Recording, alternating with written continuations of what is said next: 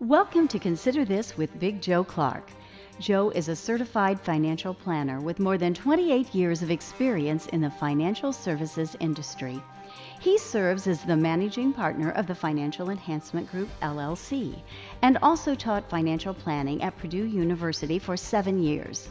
The Financial Enhancement Group is an SEC-registered investment advisory firm based in Indiana with more than $200 million in assets, serving clients in more than 20 states.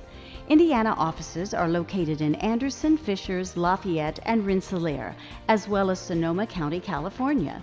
This show is for educational purposes, and you're strongly encouraged to consult your advisor regarding your individual issues and opportunities. Joe can be reached at 800-928-4001.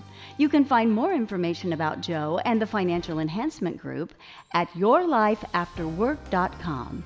Enjoy the show, and remember to consider this. Well, good morning and welcome to Consider This. I'm Joe Clark. I'm Sherry Contos. So happy to have you along. We are. Hey, folks, if you've got questions or comments, things you want to hear on this show, just remember to email me. Most of the show today is actually based on real live events. Obviously, the names have been protected, have been changed to protect the innocent and the less fortunate. But they're real questions. But there are real questions that come in, and if you've got one, you can always email me, consider this, at yourlifeafterwork.com. You can call us at 800-928-4001. We are more than happy to be of service. There's 25 of us on the team. We're certified financial planners. We have a chartered financial analyst, a CFA, a chartered market technician, an enrolled agent. Work with several CPA firms. We do believe that it is about the fiduciary focus. So when you wake up in the morning, if you're doing this on your own, and that's what I'm going to try to, Sherry and I are going to try to work with you on this show. My mission is to help people better understand their money. But as a fiduciary, we take care of a little over $300 million for people in more than 20 states. When I wake up in the morning, there are 4 things on my mind that I'm afraid are, that could steal the fun out of people's lives, if you will. Yes. It's risk and volatility, not understanding how that works. It's fees and expenses, the ones that are hidden, especially that people don't recognize they're paying. The third is taxes, but it's both today and tomorrow. It's not just a snapshot, my friends. It's what's going on in real life today. And then last but not least is paying attention to getting a real return. Real simply means something above zero plus inflation. So those are the 4 things that you wake up with in the morning as a fiduciary, making sure that you're defending the families that you have to take care of, that the net worth, if you will, the future freedom, as I like to call it. It's the retirement, and it's why you put that money there, so you had a free life at some other point into the future, if you so desired. So we're going to do 4 things on the show today. Actually 5. Sherry's segment will come up eventually, but the 4 that I'm going to talk about are a real case of a 57-year-old that just can't take it anymore. How do I get out now? Sadly, we're going to deal with the loss of a spouse and what a 51-year-old widow needs to consider, being able to move forward. We're going to talk about time for college. How do I pay the tuition that's due? The bill came in the mail. It's due next week. And then last but not least, the Roth changes and maintenance, if you will, things you need to be considering about on your contribution and your conversions from last year. Want to make sure that you don't skip those. As I said at the beginning of the show, if you've got any questions or comments, please don't hesitate to send us an email. Consider this at yourlifeafterwork.com. Don't forget to go to our website, sign up for FEG Insights. You'll have the copy of the radio show, my newspaper columns, our articles, all at your fingertips. Sharon and I'll take a break, and we'll get right back into the show. Welcome to Consider This with Big Joe Clark. Joe is a certified financial planner with more than 28 years of experience in the financial services industry. He serves as the managing partner of the Financial Enhancement Group, LLC, and also taught financial planning at Purdue University for 7 years. The Financial Enhancement Group is an SEC-registered investment advisory firm based in Indiana with more than $200 million in assets, serving clients in more than 20 states. Indiana offices are located in Anderson, Fishers, Lafayette, and Rensselaer, as well as Sonoma County, California. This show is for educational purposes, and you're strongly encouraged to consult your advisor regarding your individual issues and opportunities. Joe can be reached at 800-928-4001. You can find more information about Joe and the Financial Enhancement Group at yourlifeafterwork.com. Enjoy the show, and remember to consider this. Well, good morning and welcome to Consider This. I'm Joe Clark. I'm Sherry Cantos. So happy to have you along. We are. Sherry, about 7 years ago, I was teaching at Purdue University in Lafayette as an adjunct professor. I've always managed money. This is all I've ever done. People ask what got you started, and I've never done anything else. Yeah, right. I know. This is year 29. I started 2 weeks before the crash in 87, but I was fortunate enough for 7 years to be an adjunct professor at Purdue, where I taught the senior level financial planning class. I live in Anderson, so for those of you who are new to the show, that's about a 90-mile drive. In good weather, that's fine. In the snow in the middle of the winter, it was a difficult one. And what ended up happening was I actually put together a show for my kids, for the students. I said, folks in Radioland, I'm sorry. I'm going to do this whole show for the students. They're going to listen to it, and then we'll talk about it in class. Because you couldn't make it up there. I couldn't make it over because of the snow. Yeah. And we had some of our best response, and somebody said, hey, Joe, you need to bring it back. So I'm going to try to do that for a segment, a show every now and then and see what happens. But here's where we are today, Sherry. We have and most of these, by the way, are real stories. I will just tell you. So we have a 57-year-old married couple. They're both the same age. He's a high-income sales guy, has a lot of stress, and frankly, he just can't take it any longer. Yeah. Now, what we know is the spouse didn't work a whole lot out of the home. She raised the kids. They've got $1.4 million in accounts, and now this is important, $1.4 million in accounts. It doesn't matter how much is in your account unless you understand the taxation. So in their case, they've got $900,000 that's tax deferred. That came from his 401k. Okay. But they've got another $500,000 that's in what we would call after-tax money. It's cash, if you will, that's already been taxed. Like a Roth or something? No, not a Roth. It's in a regular retail account. They've got stocks and and they some mutual funds they had before they met me. But it's already taxed. But it's already been taxed. Now, that's the way we treat it in the world. The truth is there are some capital gains. Sure. Right? And it does throw off dividends, but it's what we would call a taxable account. Okay. And like I said, he just can't take it anymore. He needs $8,000 a month to maintain his standard of living. Okay. Now, those of you in the Radioville need to pay attention to that word. One large mistake that people make continuously about retirement is that they believe they need to replace their income or a percentage thereof. If you go online, you will hear a bunch of academic research. And remember, that's one of the things that I really try to bring to the table to the best of my ability is the fact that it's not it's not just what academic research says about a large body of people. This truly is about you, your family, your needs, and where you need to be able to go. Okay, so as we sit down and we look at life, we have to recognize that we're unique. God made us all differently in a different situation. The research on the internet says you need 70% of your income, and that may be true for people in the East Coast and the West Coast. What I have found, Sherry, is you need 100% of your standard of living. Right? Yeah. So he said, Joe, I need $8,000 a month. My next question to him is very, very quickly, is that net or is that gross? And what does that mean? Yeah. Net means that's after you've paid the IRS. Remember, there's nothing that will separate you from retirement quicker than the Internal Revenue Service, right? Is that before or after you pay the IRS? Or is it including what you believe your taxable income is? Now, there is a notable difference at retirement time than when you're working. When you have earned income, what you would find on line 7 of your 1040, you're going to pay 7.65% of that into Social Security, into what we call FICA and FUTA. Right. When you're no longer working, it's no longer earned income, that 7.65% comes off. So a lot of times people are really off in what they are going to owe in taxes. Sure. So you really got to do the math. But here's what they need to be thinking about. Here's the process that I ran them through, if you will. The 3 thoughts are how you always lay this out. You want a checklist anytime you can to make decisions. So, my friends, write out the fiduciary focus, right? It's risk and volatility, it's fees and expenses, it's taxes, both today and tomorrow, and it's real return. So, those are the 4 things that you need to be looking at in your decision-making process. There are 5 areas, what we call the 5 critical elements. Right. Your life after work or retirement planning, the tax planning that you need to do every year, the investment playbook, how you invest your assets. Life happens. Those are the things that are the good and bad and ugly that don't happen every year, but are going to happen probably. And then last but not least is the legacy plan. Take those, so you get the 4 in the fiduciary focus, you've got the 5 critical elements, and then you run the Andy Stanley metric, right? Yes. Based on your past experiences, your current circumstances, and your future hopes and dreams, what would be wise for you to do right now, right?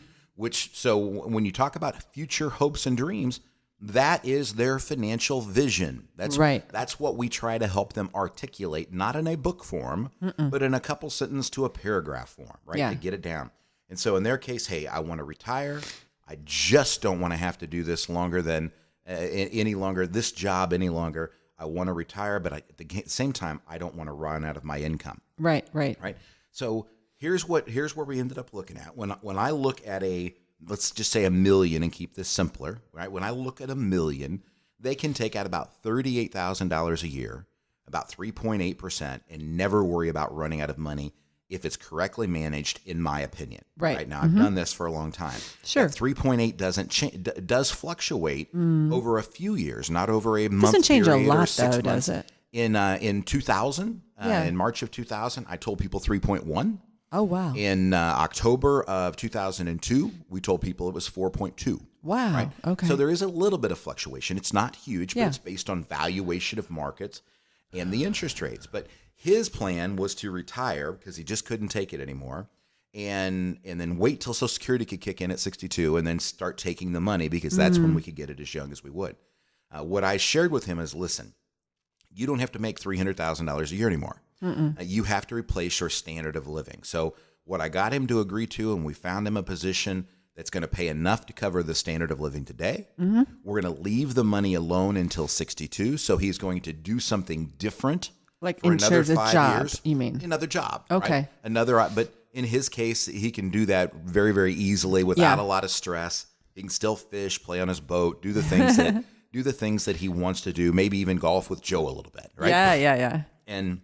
But the point is, in that preservation stage, when you get to there in life, the decision always isn't always, how much more do I need to put in? It's, can I wait until I take it out sometimes? And in their case, if they wait till 62, assuming nothing has changed in the rules of Social Security, their health, or anything else, we will not take Social Security at 62. We will delay that as long as we can. Remember, every year he takes it early. In his case, he's at 66 and some change for full retirement age, almost 67.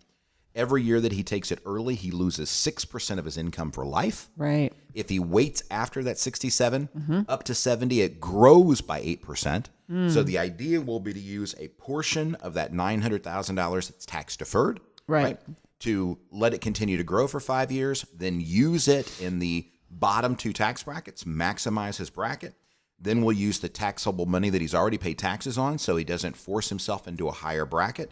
Again, I can't stress this enough, folks. Nothing will separate you from your retirement like the IRS. Yeah. His 2 biggest decisions, one, were making sure that he didn't take Social Security too early, knowing that he didn't want to run out of income. Yep. And number 2 was making sure that we use both buckets of money to maximize those tax distributions when he actually goes into retirement. There's so much more that I would like to talk about this, but we're going to have to wrap it up for there. I hope you enjoyed the conversation. If you got a question or comment, or if we can help you, shoot us an email. Consider this at yourlifeafterwork.com. More than happy to walk you through this process. It is critical, my friends, that you understand your 1040. Retirement planning is about what you have, but it's also about how you're going to pay the taxes on it. Sherry and I'll take a break. We'll be right back. Welcome to Consider This with Big Joe Clark. Joe is a certified financial planner with more than 28 years of experience in the financial services industry. He serves as the managing partner of the Financial Enhancement Group, LLC. The Financial Enhancement Group is an SEC-registered investment advisory firm based in Indiana, with more than $200 million in assets, serving clients in more than 20 states. Indiana offices are located in Anderson, Fishers, Lafayette, and Rensselaer, as well as Sonoma County, California. This show is for educational purposes, and you're strongly encouraged to consult your advisor regarding your individual issues and opportunities. Joe can be reached at 800-928-4001. You can find more information about Joe and the Financial Enhancement Group at yourlifeafterwork.com. Enjoy the show, and remember to consider this. Well, good morning and welcome back to Consider This. I'm Joe Clark. I'm Sherry Contos. Happy to have you along. Hey, Sherry, you've always heard that expression. There are two things in life that are certain. Yes. Death and taxes. Right. And I can't guarantee that everybody listening to the show will get to retire. Right. There are people, we lose them every year who pass early. Bad things happen. As we were recording the show, a car wreck took place right out front. Right. Bad things can happen, right? But on the other hand, I am pretty much willing to guarantee you that at some point in time, God is going to call us all home. All of us. And Yep. and that's just the way that it works. And we had that happen this week. This year, a 51-year-old passed away. And he knew me much better than the spouse. I always insist on meeting with both people. Sure, yeah. And originally, but as the years go by, they'd been with us for probably 8 to 10 years. She just didn't come in for the reviews anymore. She knows who I am, knows what Financial Enhancement Group does, and so something happened, and you immediately go into this situation when her husband was gone of, okay, what do I do? All of these things begin to hit her at once. And the first thing that she was told is you don't do anything for 6 months.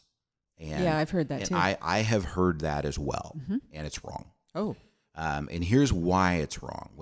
When we came up with that don't do anything for 6 month rule, which sounds so good, it applies to you don't sell your house in the first 6 months. Okay. It applies to you don't let somebody sell you garbage insurance products Right. in the first 6 months. It applies not to making decisions with your finances that destroy liquidity in the first 6 months. So you don't become a victim of your situation. Correct. You let the discipline continue to rise versus the emotion. Okay. The challenge with that is that there is one thing that you've got one more shot at. It's called your 1040. This year, she is still married, filing jointly. Even Right. though he is gone, she is still married, filing jointly. And we have to look at this in the terms of what goes on in the tax bracket Yeah, I and hadn't the thought about tax that. environment. Nobody does. Yeah. It's wow. it's so when somebody passes, and I don't care what age they are, I don't care when it is, one of the first people that should be called is me. It's somebody that understands the 1040, that understands how tax planning works. The tax reporting is going to be simple. That you've got one chance this year while you're still married filing jointly to be able to maximize that opportunity.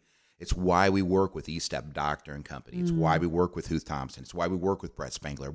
We've got this process down to where the CPA and the Financial Enhancement Group work together to provide the best tax planning, not just reporting. So are you saying there's like a set of questions or things that you should think about if this happens? Yeah, we build in that year. We build the checklist so that we don't have to stop and rethink it all of the time. Okay, that makes sense. So the first natural thing, especially for a spouse of this age, right? I mean, she's young; she's 51 years old. Yeah. Is what do you pay off and what do you leave outstanding? Right. So she'd come in and she already had the checkbook ready with the life insurance, and she was paying off the house, she was paying off the boat, and she was paying off the car. And I said, "Whoa, horsey, whoa!" Right? That's not that would go against that doing too much in the first 6 months. It's all about income and cash flow, right? Because people are very, very, very nervous, and so the first thing that she should pay off are the things that require the least amount of capital, that offer the most amount of cash-free forgiveness. Right, so the car payment, I think she owed $10,000 on, but the payment was $350. So that was a good deal, right? We give them 10, we save $350 a month. Okay. On the other hand, her house payment was $600, and she owed like $110. Yeah, right? yeah. So that one's not so much. And Right. and what I shared with her and showed her how to do is that we actually move the money. Remember, life insurance is tax-free, my friends, right? So we move the money inside of an account. The account actually makes the payment right? But that one was one that we may want to keep. So you've got to go through that process of what do we pay off, understanding that cash flow is king in this scenario. Second, you've got the understanding of how deductions work.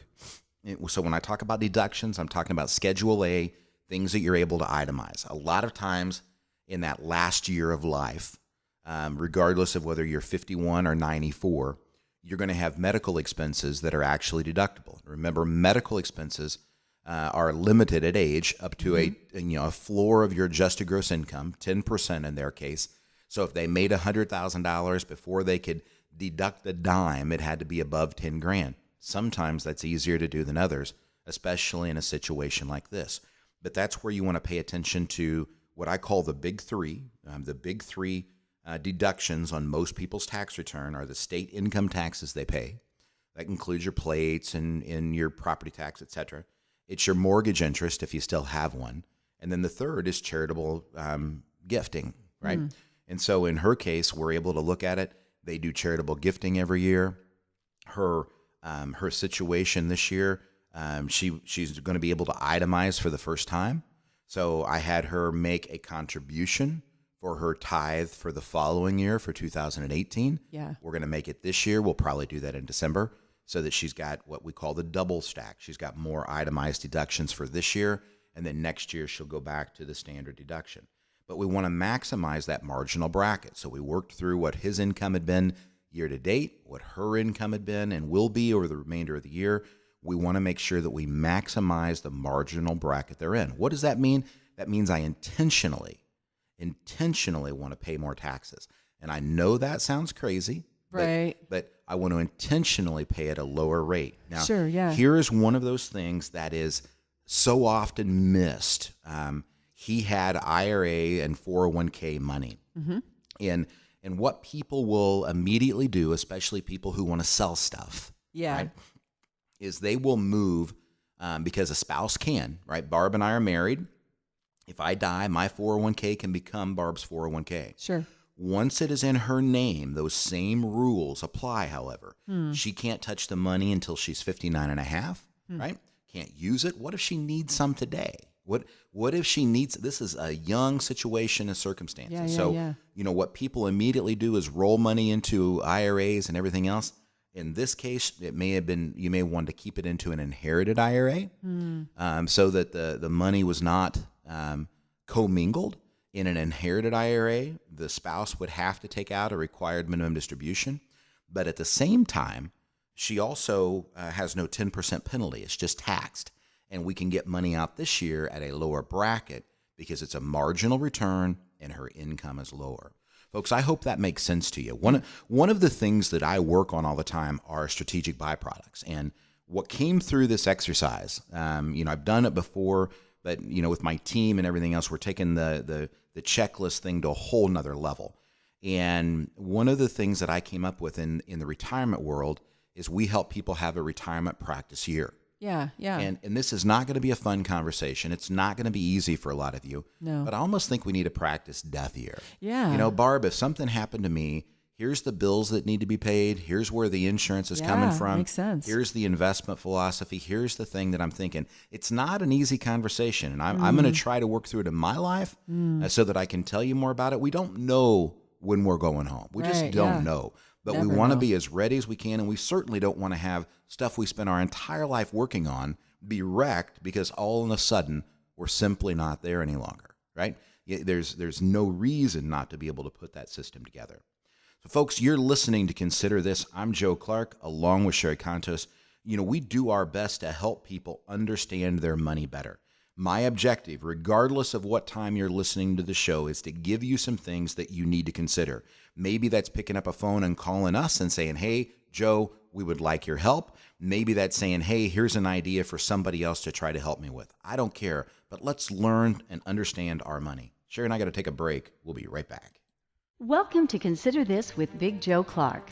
Joe is a certified financial planner with more than 28 years of experience in the financial services industry.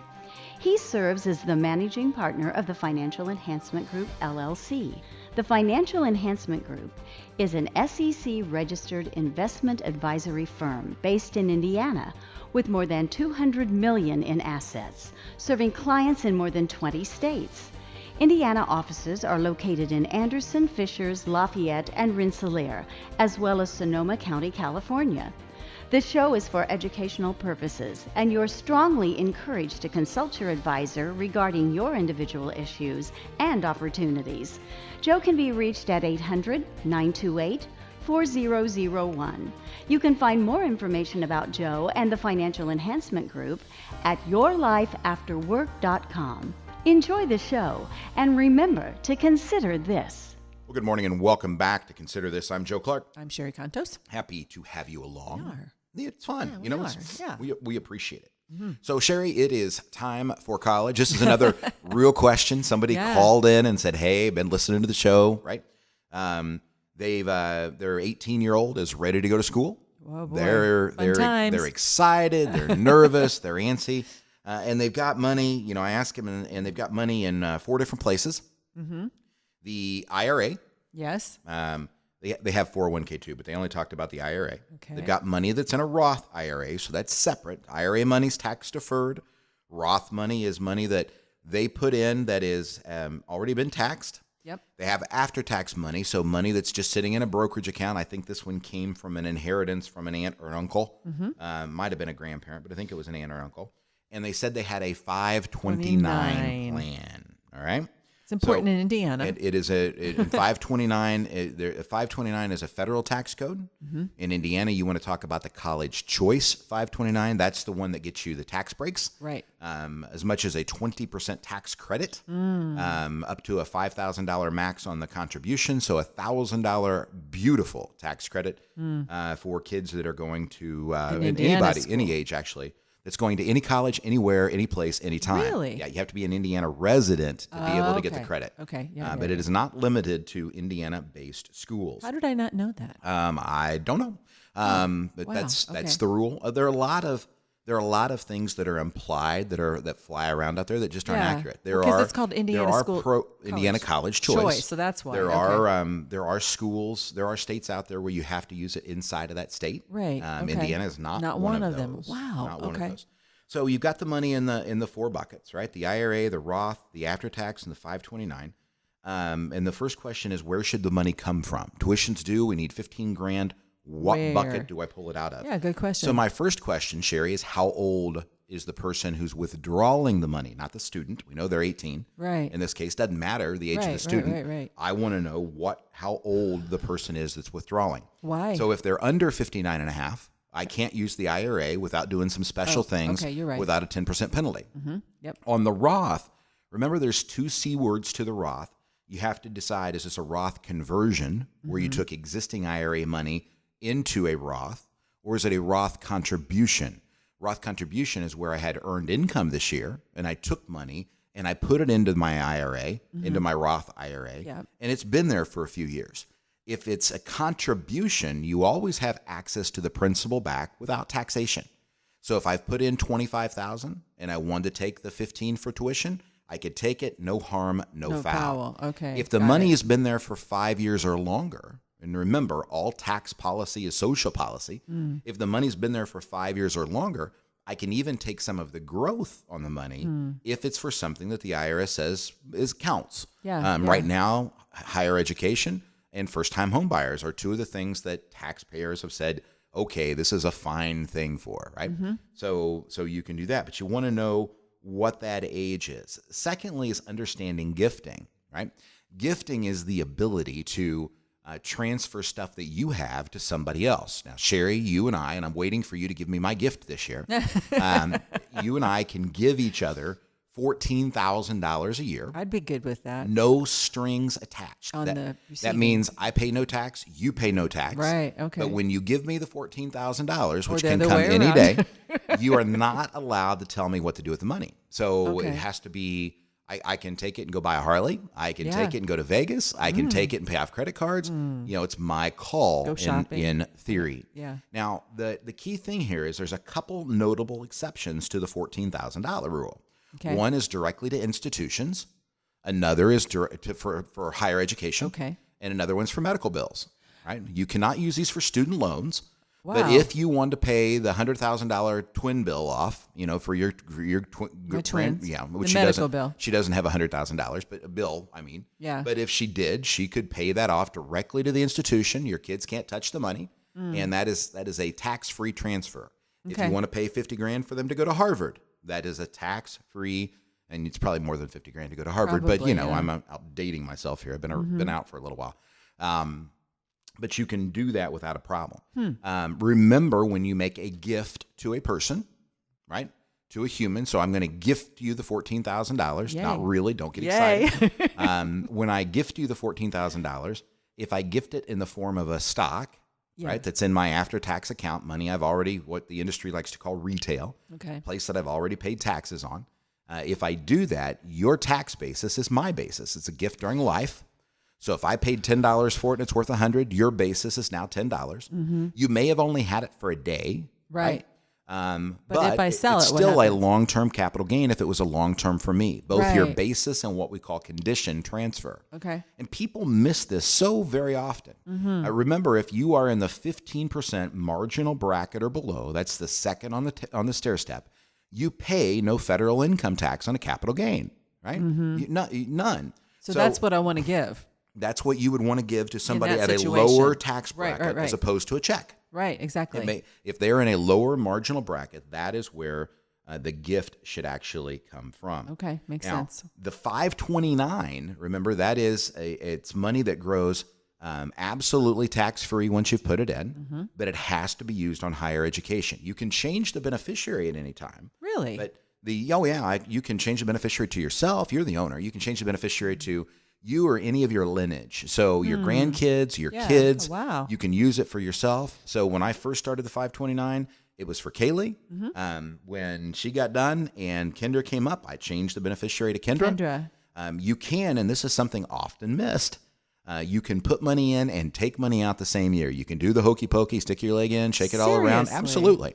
So even though we're paying Kendra's tuition this year, the 15, I Yeah. wish it was only that, but we're paying the tuition. We're still putting the $5,000 in the College Choice 529 to get the 1,000 tax bracket. Right. Yeah. Yeah. So as long as there's money left at the end of the year, you're still okay for that deduction. Interesting. The key thing on a 529, just a word of caution, because it almost hit me.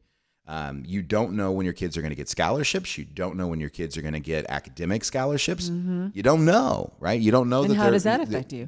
There's no way to get the money out without a 10% penalty.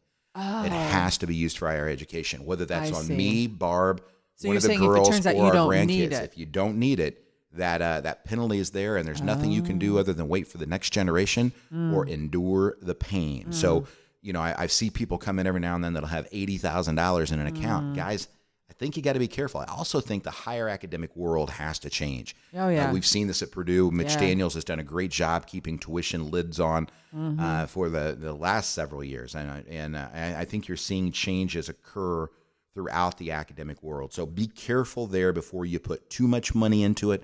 But certainly understand, as long as your account's not too overfunded, you can put money in this year and still use the money. So we'll have families that come in that don't have a 529, that are getting ready to pay tuition. They're saying, Joe, what am I going to do? Well, the first thing you're going to do is put in $5,000, and then we're going to take $4,900 of it back. You're going to leave $100 in, and you're going to get a $1,000 tax credit. That at least helps. Right. And remember, that's true on multiple returns. So I can do it on my return. I can also have Barb's mom and dad who have to be Indiana residents. My brother moved. I can do it. It has to be Indiana residents, but I can make a gift to them, and they can put money in the 529 also for Kendra and get that $1,000 tax credit. Wow. Doesn't do you any good if you don't have $1,000 in state income taxes due, but most people who are on Social Security or retired do, so it tends to work out. Hey, my friends, you're listening to Consider This. I'm Joe Clark along with Sherry Contos. There is a lot to consider in all situations we're in, whether it's college or whatever. In my mind, it always begins with the fiduciary focus, moving through the 5 critical elements, and then the Andy Standy conversation. What should you do based on what we know today, right? What would be wise at this time? We'll take a break. Be right back. Welcome to Consider This with Big Joe Clark. Joe is a certified financial planner with more than 28 years of experience in the financial services industry. He serves as the managing partner of the Financial Enhancement Group, LLC. The Financial Enhancement Group is an SEC-registered investment advisory firm based in Indiana with more than $200 million in assets, serving clients in more than 20 states. Indiana offices are located in Anderson, Fishers, Lafayette, and Rensselaer, as well as Sonoma County, California. This show is for educational purposes, and you're strongly encouraged to consult your advisor regarding your individual issues and opportunities.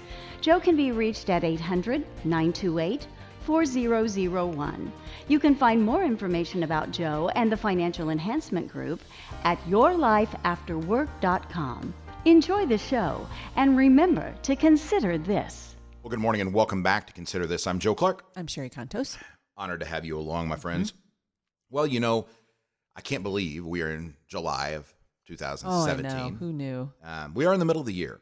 And I know. we're in the middle of a crazy year because there are tons of tax considerations and things that are going on. And I get emails from the media and from families that we take care of. Again, Joe, what's it mean? What's going to happen?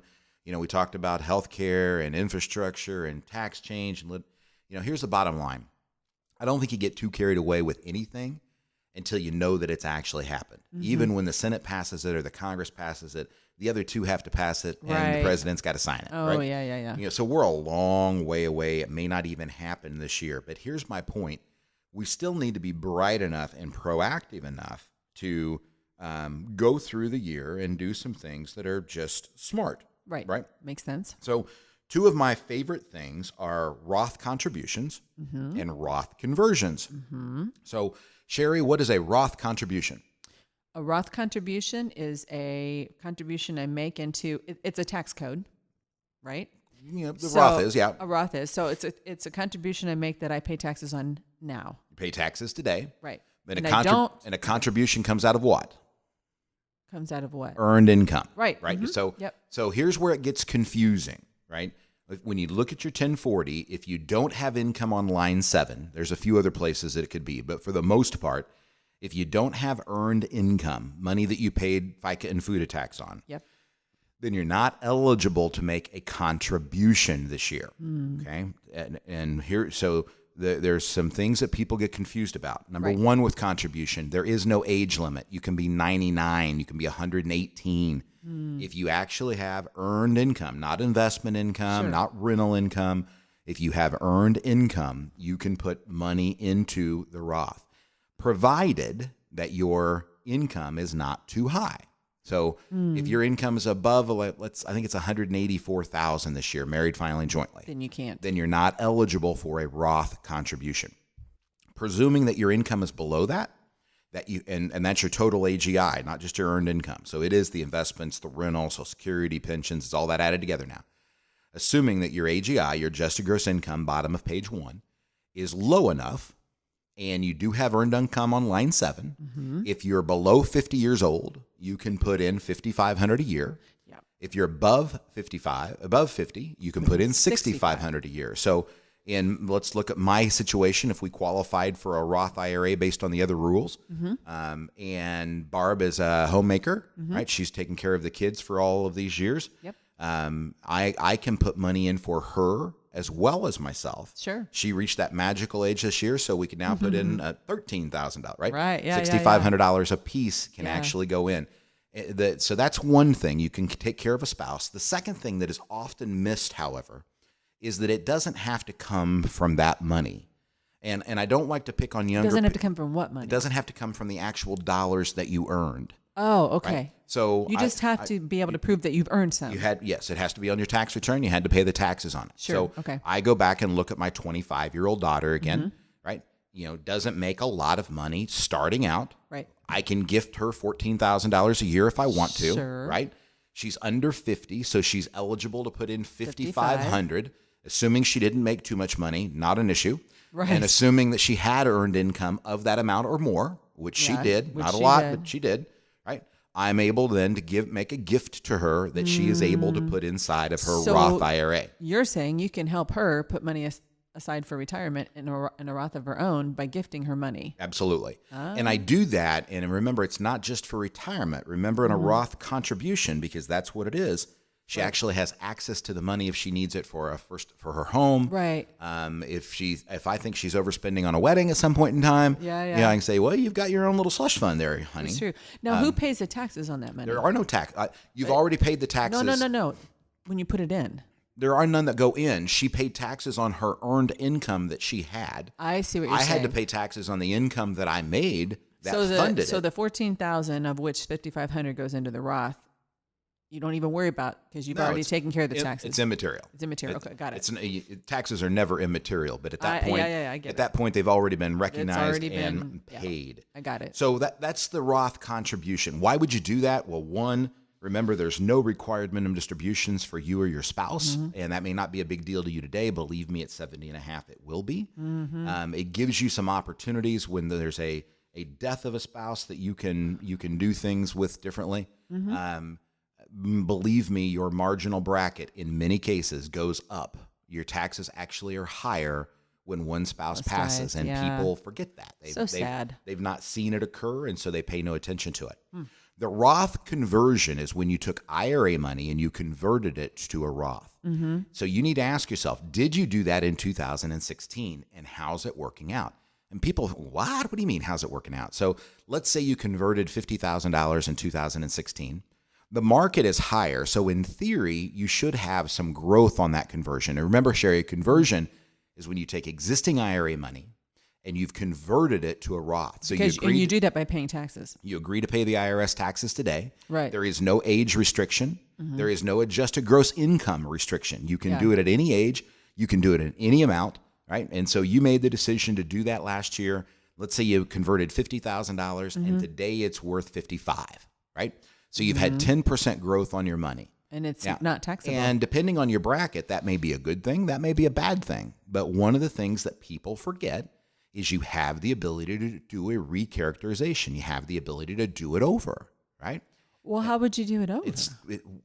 Let's say you're in the 39% tax bracket or you're in the 28% tax bracket. Yeah. And what you happen to be in didn't go up as well as the market.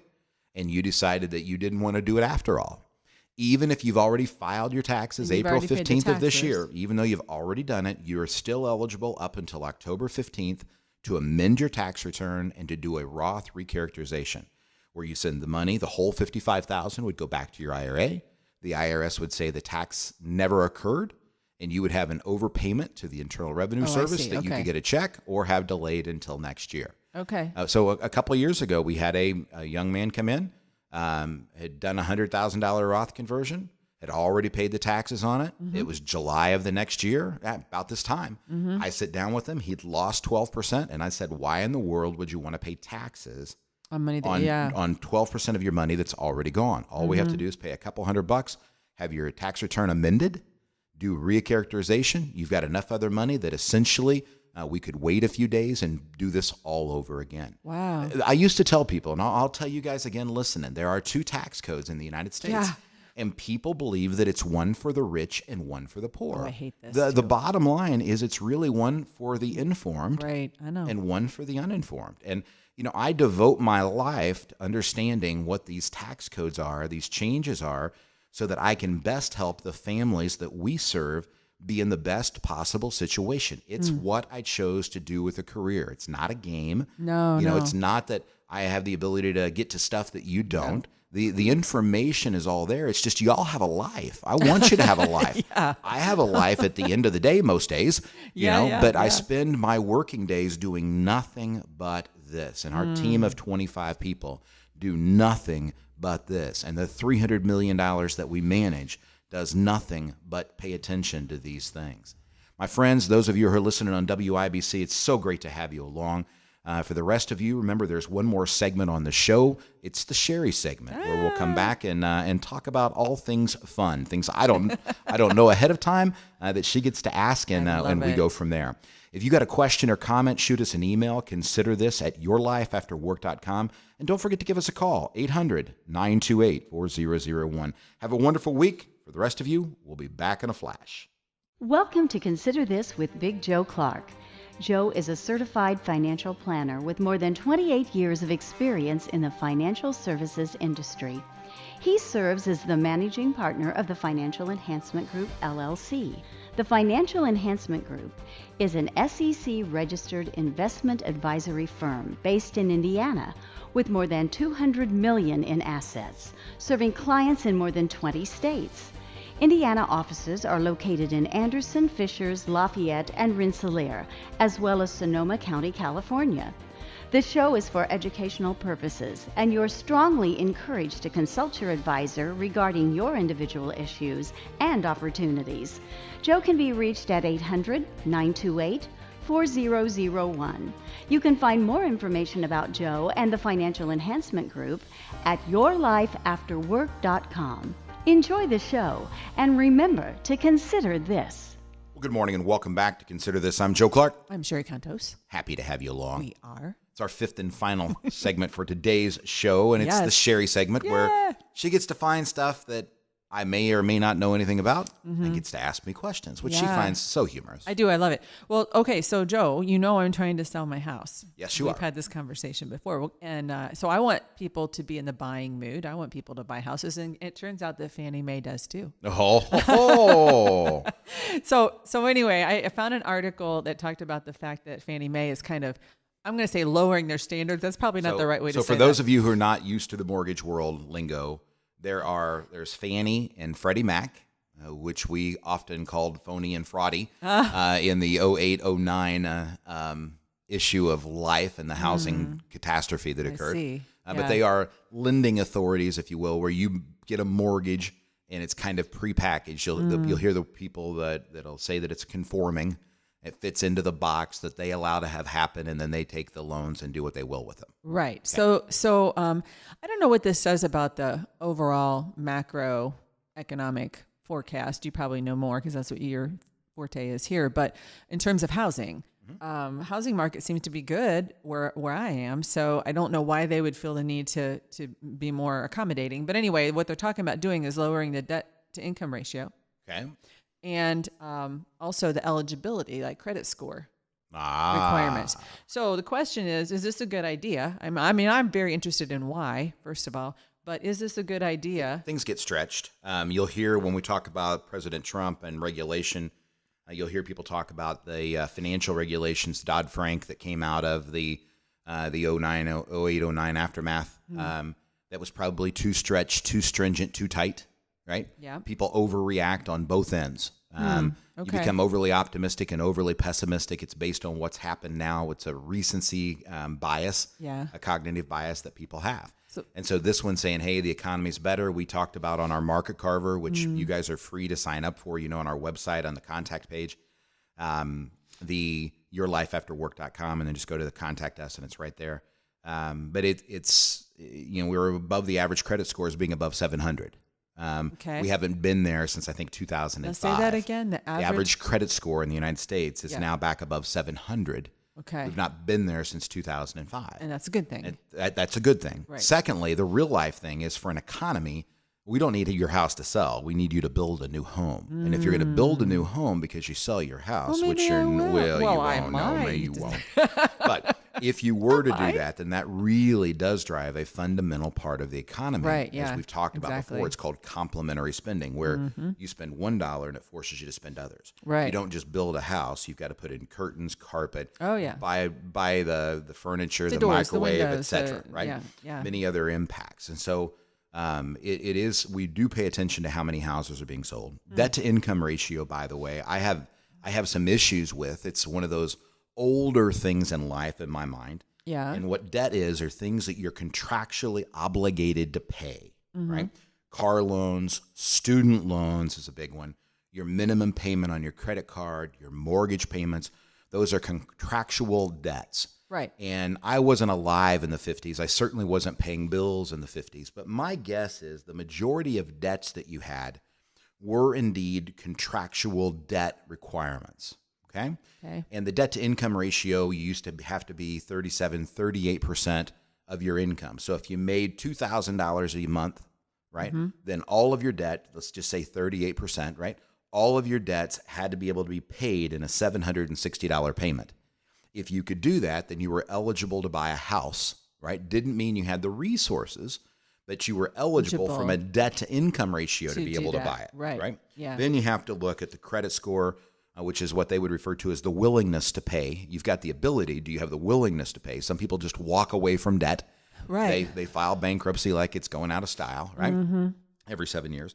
And then you have to have that down payment, those resources that are really, that are there. Well, go ahead. Well, no. So you've got that combination of things, and what Fannie is looking at is saying, hey, we've got all these bright kids with good income and huge student debt. Yes. Right. Yeah. That debt to income ratio really gets into that mixture. So they're thinking that so skews they're it? reducing. No, not excusing it. They're just going to expand the amount that they're allowing people to have in a debt to income ratio. Interesting. Under this formula that's supposed to occur somewhere around the end of this month and then come out. Now, my challenge is in 2017, it's not the 1950s. And I don't know about your life, but mine, if I decided not to pay my AT&T phone bill, right, they're going to come for collection.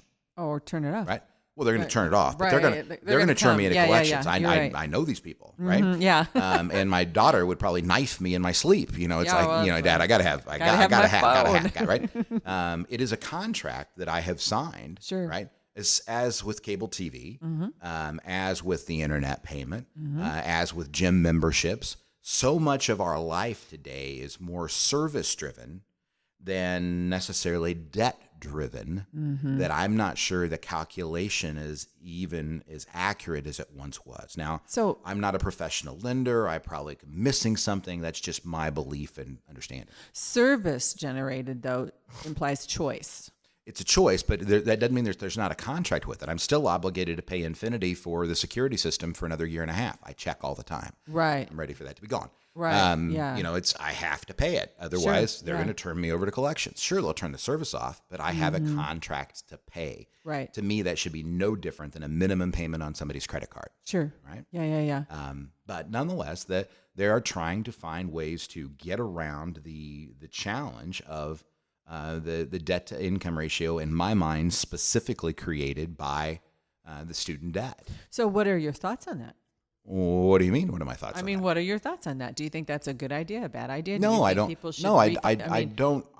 Listen, it's not my job to make sure that mortgages are repaid. It's Right. It's not my job to tell people that they shouldn't get student debt to go to school.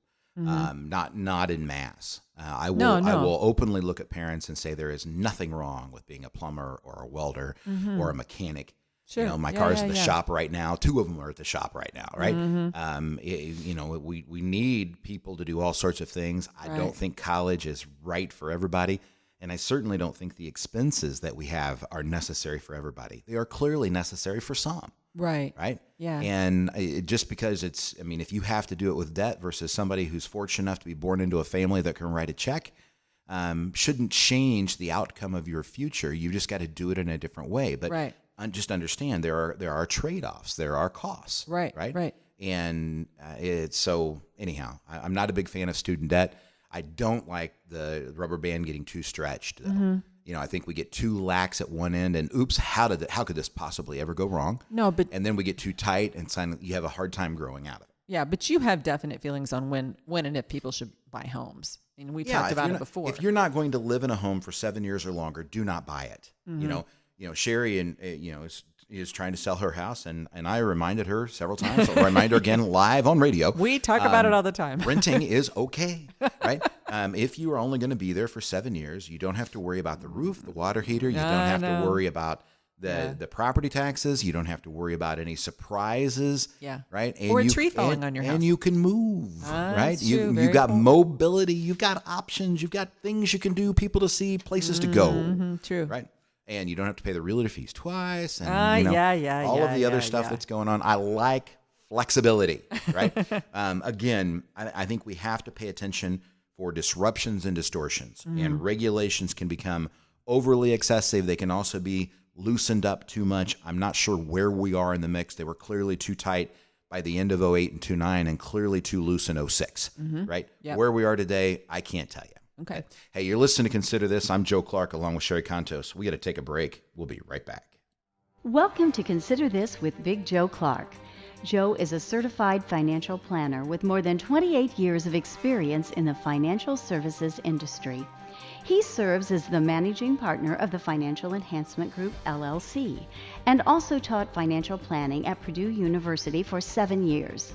The Financial Enhancement Group is an SEC-registered investment advisory firm based in Indiana with more than $200 million in assets, serving clients in more than 20 states. Indiana offices are located in Anderson, Fishers, Lafayette, and Rensselaer, as well as Sonoma County, California. This show is for educational purposes, and you're strongly encouraged to consult your advisor regarding your individual issues and opportunities. Joe can be reached at 800-928-4001. You can find more information about Joe and the Financial Enhancement Group at yourlifeafterwork.com. Enjoy the show, and remember to consider this. Well, good morning and welcome back to Consider This. I'm Joe Clark. I'm Sherry Cantos.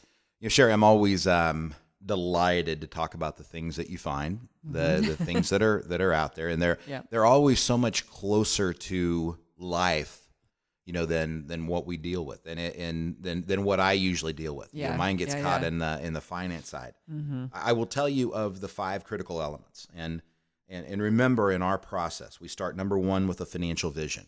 Where is it that you really want to go? Stated in a qualitative fashion, meaning the goods of it as opposed to a quantitative, the numbers of it. We start there, and then there's 5 critical elements that we walk through. Your life after work, some people call that retirement, but it's really what you're going to do when you say no more to this job, right? The second is the tax planning. The third is the investment playbook. The 5th is the legacy plan, and you notice I skipped over the 4th, and the 4th is really what I like to call life happens. Yeah. It's the good, putting kids to college, weddings, moving, right? It's exciting. It's the bads and it's the uglies. I've had to bury a father once. Yeah. I'm not looking forward to the mom part, right? It's emotional. And even though I do this stuff all of the time, it is still emotional. With the segment we talked about today with a 51-year-old dying is not a lot of fun. No. But as a professional, my job is to have been paying attention to those over the years. Yeah. And then to be able to walk in and to help people make decisions in a non-emotional but very disciplined fashion. And in my mind, your life after work, you get one shot at retirement. That's why I teach people, you can burn food in the kitchen and buy a pizza. Right. Yeah. You get one shot at retirement. Please don't screw it up. Yeah. Right? The tax planning, once December 31st arrives, you can't go back. IRS will not let you turn the calendar back. The investment playbook, if you get caught being greedy or being scared and having money in a mattress, either one of those can wreck your financial future. The 5th thing, the legacy plan, why take the time to build all of this and then not transfer it correctly to that next generation or to your spouse? Makes no sense to me. It's not hard. You just got to have to do it. Yeah. But there are other things in your life, the good, the bad, and the ugly, that can make you or break you. And that is one of the things that we provide at the Financial Enhancement Group to try to keep people on the right track by building these checklists. You may only have to deal with it once. In 29 years, we've had to deal with it a lot. Hey, folks, we appreciate you joining us. Shoot me an email. Consider this at yourlifeafterwork.com. Have a great week. Thanks for listening to Consider This with Big Joe Clark. Joe can be reached at 800-928-4001 or via email at bigjoe@yourlifeafterwork.com. The Financial Enhancement Group, LLC, is based at 429 East 14th Street, Anderson, Indiana, 46016. Be sure to check out their website for more information at yourlifeafterwork.com. Have a great